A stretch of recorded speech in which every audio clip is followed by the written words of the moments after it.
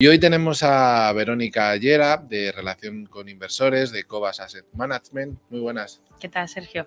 Encantado de volverte a ver y de que, pues, hoy vamos a empezar por la actualidad económica de cara a los oyentes. Luego hablaremos un poquito de cuáles fueron los puntos más interesantes de la conferencia anual, pero con todo este apogeo que hemos tenido esta mañana a última hora, que, bueno, ya lo habremos tenido también, cómo ha salido el PIB de Estados Unidos, pero bueno, vosotros entiendo que esa parte, como siempre, vosotros la miráis con cierta distancia. ¿Cómo estáis viendo hasta el día de hoy cómo han ido todos los acontecimientos y qué perspectiva quizás le veis? A ver, yo creo que este año empezó con mucha complacencia por parte del mercado, un poco descontando otra vez la narrativa de que habíamos alcanzado un pico de inflación y que las políticas monetarias iban a dar el vuelco y iban a ser otra vez bastante más expansivas, ¿no? ¿Y qué pasa? Que luego, a mediados de marzo, pasó todo el pánico bancario con todas las quiebras que hemos tenido a los dos lados del Atlántico, ¿no? Estados Unidos y luego en Europa, especialmente con Credit Suisse, y eso pues cambió un poco de rumbo y del comportamiento de los mercados en general. Y ahora, bueno, lo que está dominando totalmente el comportamiento de los mercados está siendo todo el ruido que está dando el tema del techo de deuda por parte de Estados Unidos y que puedan llegar a un impago o no. Bueno, pues al final, ¿y qué será lo que venga la semana que viene o dentro de 2 meses, ¿no? Por eso nosotros al final no nos dedicamos a analizar este tipo de acontecimientos. Lógicamente hay que analizarlos y tenerlos en cuenta, pero no basar las decisiones de inversión en ninguno de ellos. Pero bueno, en este sentido, ¿cómo se está comportando el mercado? Pues vemos que hay bastante miedo y que está volviendo a, digamos, predominar otra vez el tipo de comportamiento de inversión, sobre todo en el mercado de valores, a que estábamos acostumbrados antes de la pandemia y sobre todo también después, ¿no? Es decir, está sobre todo funcionando pues todas aquellas compañías de gran capitalización, de mucho peso en los índices. Ejemplo es la divergencia que tiene el comportamiento del Nasdaq con el resto de índices desarrollados a nivel global, ¿no? Pero al final es que el comportamiento está explicado por muy poquitas compañías. Entonces, entender como defensiva una compañía simplemente por el tamaño que tenga, o sea, Apple vale más que todo el Russell 2000 ahora mismo, ¿no? Por su capitalización bursátil. No tiene mucho sentido y sobre todo que eso no quiere decir que sea defensivo ni que te vaya a defender de absolutamente nada. Y bueno, para nosotros lo que está dejando son unas oportunidades fantásticas en otras partes del mercado, como pueden ser las empresas de pequeña y mediana capitalización, que están en mínimos históricos de valoración en relativo, pues eso, a las big caps que se llama, a las empresas mucho más grandes, que son las que están tirando ahora mismo del mercado, muchas veces solo por eso, por el tamaño, no porque el negocio sea defensivo o vaya a ir mejor ante una posible recesión económica, que entendemos que es lo que está detrás de este comportamiento. Sí, porque hablaba ayer con un compañero de profesión donde decía que toda esta subida que estamos viendo, por ejemplo, en el SP500 venía de las empresas que tú estabas diciendo, pero que el resto de compañías no le siguen la misma fuerza. Si viésemos un gráfico del S&P 500 equiponderado con todas las compañías pesas en lo mismo, efectivamente estaría muchísimo más plano, incluso con caídas, si no pesasen tanto pues las revalorizaciones que están teniendo ahora estos meses, especialmente las empresas tecnológicas. Si me permites, como ha salido la noticia y había dicho anteriormente que íbamos a estar un poco atentos, nada, esto a título informativo, no te voy a preguntar de ello, ¿no? Es que sepa la gente que el PIB trimestral al final en Estados Unidos veníamos del 2,6, ha salido 1,3, con lo cual, bueno, se ve ahí cierto debilitamiento y luego que las peticiones de subsidio por desempleo, pues bueno, han sorprendido porque venían de 225.000, el mercado esperaba 250 y se ha quedado en 229. Bueno, de momento el empleo en Estados Unidos sigue fuerte. Sigue bastante fuerte, yo creo. Y si te parece, entrando un poquito más en materia, ¿fue la semana pasada o la anterior? No me acuerdo. La anterior. La anterior, ¿verdad? Cuando fue la conferencia anual de inversores. ¿Qué novedades hubo?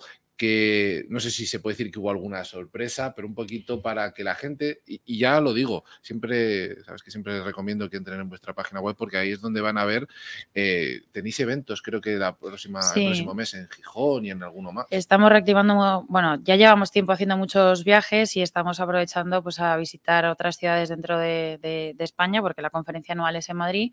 Y bueno, pues no todo el mundo puede venir, hay gente que a lo mejor también prefiere verlo presencial, aunque se puede ver en digital, pero sí, pues aprovechando un poco. ya que estamos tocando ese tema, y además os sirve también un poquito para que la gente se anime, ¿sabes más o menos las ciudades? Yo sé que una es Gijón, que creo que es el 8 de junio. Sí, bueno, y en Gijón también han estado ya, hemos estado en Alicante, hemos estado en Córdoba. Las próximas semanas, si te soy sincera, no me sé el calendario. Bueno, no pasa nada. Pero vamos, nosotros de todas formas en todas nuestras redes sociales siempre lo vamos avisando, compartiendo el registro, y puede venir tanto gente que es cliente como que no es cliente, lógicamente. Y en este caso, como casi todo, sabes que se centra en Madrid, etcétera. Cuando vais a estas otras ciudades, que digamos pues son más pequeñas que Madrid, ¿notáis que hay muchas ganas de que haya más este tipo de eventos donde las gestoras vayan y les cuente sobre todo lo que hacéis, cómo lo hacéis, entiendo las tesis de inversión, todo eso al final notáis que hay muchas ganas de ello? Sí, a ver, yo creo que siempre gusta, y además para mí el valor añadido de un evento presencial es el poder interactuar, el poder preguntar, que no es lo mismo que verte, pues eso, un vídeo, escuchar un podcast. Creo que se puede sacar mucho más, y sobre todo en tema de tomar una decisión de inversión, que al final es algo mucho más complejo y que a todos nos cuesta mucho más que pues, comprar cualquier otro tipo de servicio, ¿no? Digamos. Creo que es enriquecedor y que a todo el mundo, aunque no sea la gestora elegida, le va a aportar el asistir a eventos de este tipo. Otra de las patas que, bueno, que digamos integra Cobas, perdón, que es la parte de Value, Value School. ¿Notáis que en esas conferencias el nivel ha subido en cuanto a conocimiento sobre Value, etcétera, gracias también a Value School, pero que cuando llegáis allí y os hacen preguntas, bueno, la gente que va a veros, algunos, como tú dices, pueden ser clientes o no, pero que notáis que hay ya un conocimiento, etcétera, que no digo que sea mucho más fácil explicarlo, pero que notáis como que se ha dado un pequeño saltito en eso que se llama la educación financiera. Pues probablemente sí, lo que pasa es que finalmente yo creo que el público que puede venir a este tipo de eventos ya es nicho, ¿no? Ya está encontrado, ya nos conoce, ya sabe y le gusta, y por eso va. El problema es todo el resto del abanico, el público tan grande que puede haber fuera, que no solo no nos conoce a nosotros, sino muchísimas otras iniciativas, ¿no? Y en definitiva, conocimiento financiero, que sería lo interesante, ¿no? Que acudiesen, efectivamente. Nosotros nos esforzamos mucho también por divulgar también todos nuestros eventos, en parte, pues por ese tipo de cuestiones. Vale, ahora ya te dejo que hables del evento, de la conferencia, que sé que me he ido un poquito por otros lados. No, bueno, a ver, la conferencia es algo que hacemos todos los años, tratando de explicar pues lo que ha ocurrido el año anterior y las principales novedades que hemos tenido. A ver, a nivel cartera, pues hemos seguido consolidando las rentabilidades que llevamos cosechando ya durante los últimos 2 años y medio, que han sido especialmente positivos. Y bueno, pues gracias en parte porque han sido 2 años muy complicados, especialmente el año pasado, y nosotros tuvimos un comportamiento muy positivo y en relativo al mercado, desde luego, que excelente, podríamos decir, ¿no? Y al final, pues todo explicado gracias a la cobertura que presentan nuestras carteras, por la diversificación que tienen, lo consolidados que están los negocios, el conocimiento que tenemos de las compañías, pero actualmente, con todos los miedos a la recesión que pueda haber, nosotros identificamos que, primero, la diversificación que tenemos a nivel geográfico, que al final las tesis de inversión que tenemos en cartera venden los productos que tienen un 70% a nivel global, lo cual quiere decir que en un posible escenario de desaceleración o de recesión se va a poder compensar, probablemente netear de cierta manera unas geografías con otras, ¿no? Esto es importante, y no tener un negocio focalizado solamente a nivel local. Y el 30% que está más enfocado en Estados Unidos y Europa, que al final es donde puede haber más riesgo o más miedos a día de hoy de que haya una recesión, sí que identificamos que 2/3 partes de esa inversión son negocios que tienen una facturación muy estable, y solo 1/3 de ellos, pues a lo mejor más cíclico, que aún así consideramos que por las fortalezas del negocio, pues están bien defendidos, ¿no? Y no solo esta diversificación a nivel de negocios y a nivel de geografía, sino al final también es importante, que no hay que olvidar que los miedos a la recesión, pero lo que está pasando es el escenario de inflación al que nos estamos enfrentando, ¿no? Y ahí sí que identificamos, bueno, en cualquier escenario, pero sin duda alguna con mayor necesidad ante la inflación, el estar invertido en activos reales, que tienen mucha más capacidad, en este caso, bueno, activos reales, que son muchas cosas para quien no lo sepa, que puede ser inmuebles, puede ser materias primas y sobre todo pues compañías, en nuestro caso acciones, en negocios en definitiva, que sí que están demostrando esa capacidad de poder de fijación de precios, que al final es lo esencial en este escenario, ¿no? de adverso de inflación en costes, pues el poder traspasarlo y sobrevivir de una manera más ventajosa, ¿no?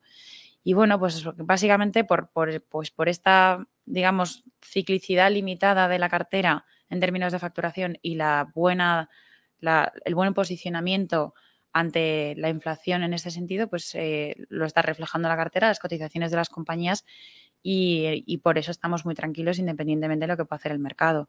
Y en cuanto a composición de la cartera, resaltamos un poco nuestra posición en Asia, que sí que identificamos que, bueno, pues que va a ser un motor de crecimiento a nivel global, lógicamente, pues probablemente, y bueno, si vemos cualquier estadística o publicación de cualquier casa internacional, Fondo Monetario Internacional, lo que sea, se asigna mucha más potencial de crecimiento a todas estas economías asiáticas que a las desarrolladas, y nosotros tenemos la suerte o la ventaja de contar con uno de los miembros del equipo de inversión que está basado en Shanghai, porque es de Taiwán.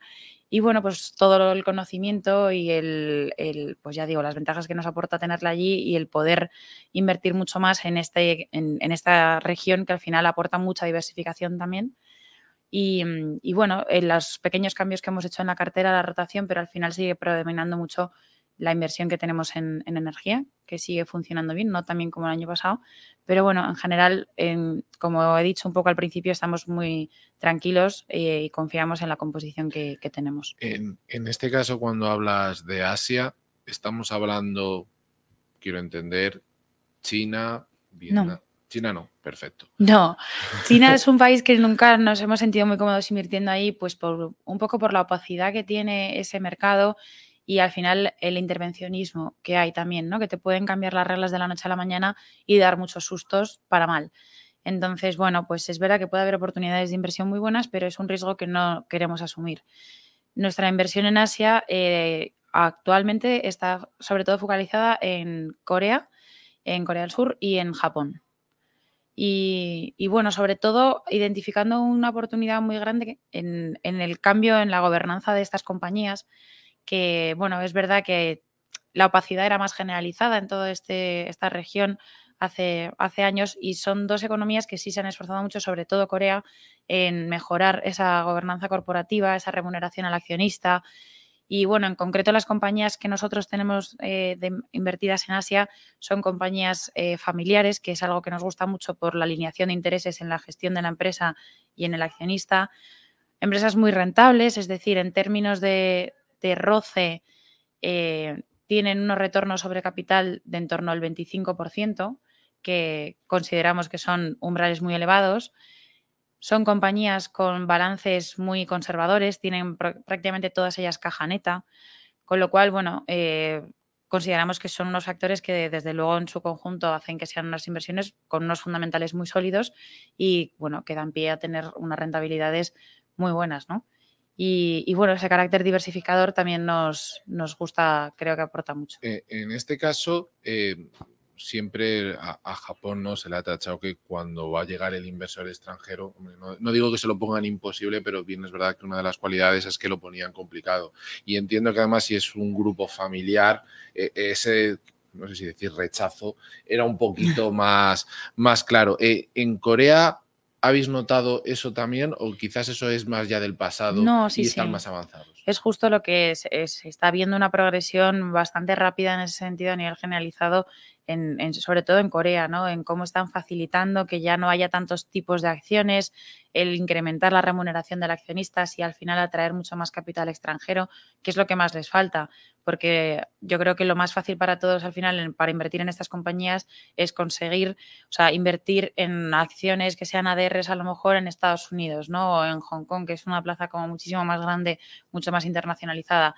Pero bueno, pues poco a poco, paulatinamente, están consiguiendo abrirse esas puertas, que probablemente también pueda ser un catalizador adicional en el hecho de que puedan entrar muchísimos más capitales y que puedan pesar también mucho más en otros índices, ¿no? En este caso, ¿en qué compañías estaríamos hablando o en qué sectores estaríais, tanto en un país como en otro? Nosotros fundamentalmente estamos invertidos en conglomerados industriales, ¿no? Que tienen muchas partes de patas de negocio, algunas más relacionadas, otras menos, pero al final que por suma de partes identificamos que el mercado no las está valorando bien. Y en casi todas ellas son líderes de mercado dentro de sus respectivos nichos, que es algo que consideramos fundamental para, bueno, pues para analizar el futuro y la viabilidad de la compañía. Te pregunto esto porque generalmente la gente cuando habla tanto de Japón como de Corea, no sé si quizás más Corea, se va a la tecnología, ¿no? En ese punto más que irse a la parte industrial. Bueno, nosotros como tecnológicas así más puras, sí que es verdad que tenemos inversión en Samsung C&T, que es la empresa holding, la matriz de Samsung Electronics. Y aquí, bueno, tienen dos negocios que están muy ligados a la tecnología. En el caso de Samsung Electronics son las pantallas, sobre todo LED. Y luego en el caso de la matriz, donde tienen un negocio muy fuerte es en memorias DRAM y RAM, es decir, podríamos categorizarlo como semiconductores, que no es exactamente lo mismo, pero para que la gente lo pueda entender. Y al final son negocios con muchas barreras de entrada. Es muy difícil que un competidor te quite cuota de mercado de la noche a la mañana, ¿no? Y eso es a nosotros algo que nos gusta mucho en una compañía, en una tesis de inversión, porque al final hace muy estable la generación de flujos de caja de la compañía durante muchos años. Sí, tiene. Lo hemos padecido, ¿no? Como con el COVID, cuando llegó el tema de que no había semiconductores, ¿no? Veíamos por ahí algunos coches que decían, les faltaba, no los pueden sacar porque le faltan los chips que conecten, que sube y que baja simplemente la ventanilla. Sí, es real, es real. Del coche. Si te parece, si quieres, me haces una descripción muy breve, si quieres, de los distintos fondos que tenéis y más o menos rentabilidades para que así el oyente se quede con la idea. Sí, perfecto. Sí, porque además aquí sí que, bueno, una novedad en cuanto a la importancia, digo, que se dio en la conferencia anual a un fondo que no es verdad que no es nuestro grueso del trabajo, ¿no? Porque nosotros nos dedicamos a la gestión de renta variable, pero sí que es verdad que tenemos un producto más conservador que se llama Cobar Renta, que no es exactamente un monetario al uso, pero bueno, creemos que puede ser una alternativa muy interesante de cara a la volatilidad que está viendo en los mercados y que la gente pues tiene más pánico, o que es verdad que hay ciertos productos como son las letras del tesoro, que a la parte, o sea, bonos a corto plazo empiezan a dar cierta rentabilidad. Entonces, en este sentido, nosotros tenemos este fondo que es una mezcla entre, bueno, inversión en renta fija y también el poder tener exposición a renta variable, pero con menos exposición, porque tan solo puede tener un 15% de exposición en renta variable. El resto es todo renta fija, que es un 70% en bonos gobierno y el otro 15% es en renta fija corporativa, que ahí sí que invertimos en bonos de empresas de las cuales somos accionistas, que dan muchísima más rentabilidad. Estamos hablando a lo mejor de bonos corporativos que dan un retorno, una TIR del 11%. Pero bueno, también es menor porque queremos mantener ese perfil, digamos, más conservador, y por eso la parte de inversión en bonos es en la parte alemana. Y tiene una comisión de gestión del 0,25. Bueno, creo que es una alternativa muy atractiva y que está dando rentabilidades pues muy por encima de sus índices de referencia año a año, ¿no? Y luego, bueno, pues nuestro grueso de los fondos... Si me permites que te corte un momento, este fondo, digamos, el horizonte temporal y la rentabilidad más o menos esperada, ¿cuál sería? Bueno, a ver... Hablando de que es largo plazo, ¿eh? Sí, a ver, para nosotros es eso, que para nosotros la inversión siempre es de largo plazo. Una cosa es que tú durante X años prefieras mantener una menor exposición a renta variable y, bueno, pues por eso este tipo de productos, ¿no? Pero, pues efectivamente yo lo equipararía a la media que nosotros aconsejamos a nuestros clientes, que es en torno mínimo pues 5 años, si es más, pues lógicamente mejor. Y el retorno, pues a lo mejor estamos hablando de un 3-4% anualizado, que, bueno, yo creo que es bastante reseñable teniendo en cuenta el tipo de activos que componen la cartera. La parte del, creo que me has dicho 25 o 15% que está en renta variable. Renta variable, sí. En renta variable entiendo que es parte, a lo mejor, y esto es adelantar un poco, es un trocito del Cobas Internacional o del Cobas... Sí, o sea, son nuestras mejores ideas de inversión, o las que más margen de seguridad, que nosotros llamamos, más confianza tenemos en ellas, pues son las que metemos en la parte de renta variable de Cobas Renta. Pero es internacional. Fundamentalmente internacional. Vale, sí. Quizás a lo mejor haya una empresa de aquí de España o de Portugal, pero entiendo que es más bien internacional. Sí. es un producto muy interesante. Y más que nada, yo creo que ahora, ¿no? Con un poco la volatilidad que está viendo los mercados, que para nosotros desde luego es una oportunidad, pero hay mucha gente que no lo entiende así y que necesita pues tener una inversión un poco más conservadora, que preserve mejor o de una forma más frecuente, digamos, el capital, pues bueno. Una alternativa al depósito, que además con una rentabilidad, pues bueno, dentro del consenso del mercado. La aportación mínima... Son 100 euros. Para todos nuestros productos la aportación mínima son 100 euros. Entiendo que mensual o puede ser cuando se quiera. Pues cuando se quiera. El mínimo de inversión son 100 euros y tú puedes hacer aportaciones periódicas, que de hecho esto es otra de nuestras novedades, ¿no? Que ya las hemos automatizado desde el área personal de los clientes. Se puede automatizar el hacer aportaciones periódicas, que creo que es otro aspecto muy interesante a la hora de invertir, porque te hace olvidarte de los vaivenes que pueda tener el mercado en el corto y en el medio plazo, que es lo más difícil, ¿no? Muchas veces de aguantar. ¿No hay que hacer desembolso inicial? Solo 100 euros. Perfecto. Si quieres, nos quedan apenas unos 3 minutos y como te he interrumpido un poquito, pero creo que era muy interesante hablar sobre el producto porque hay mucha gente que ya sabes que es, no sé si decir extremadamente conservadora, y quizás es un producto que le puede encajar bien. Te decía, de los otros fondos que tenéis, pues más o menos un poquito que nos cuentes las rentabilidades. Sí, las rentabilidades de este año, bueno... Las que llevéis hasta ahora, sí. Este año llevamos en torno al 5 o el 10% de rentabilidad dependiendo de la cartera, y tenemos una cartera internacional que invierte a nivel global, a excepción de España y Portugal, porque para eso tenemos la cartera ibérica. Y la composición de estas dos, en un más o menos 85% la parte internacional, 15% la parte ibérica, es lo que conforma Cova Selección, que digamos que es nuestra cartera modelo, porque es las mejores ideas de inversión de las dos principales carteras.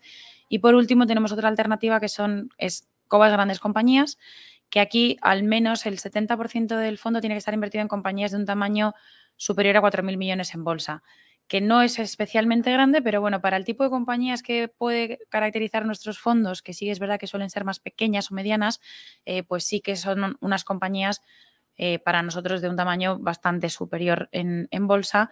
Y bueno, en este sentido, la ventaja que además tiene este fondo es que por ello y al ser más conocidas por parte del mercado, ser más líquidas, digamos que nuestro valor añadido en cierta manera es ligeramente inferior, entonces parte de una comisión de gestión también inferior, del 1% frente al 1,75% de los otros.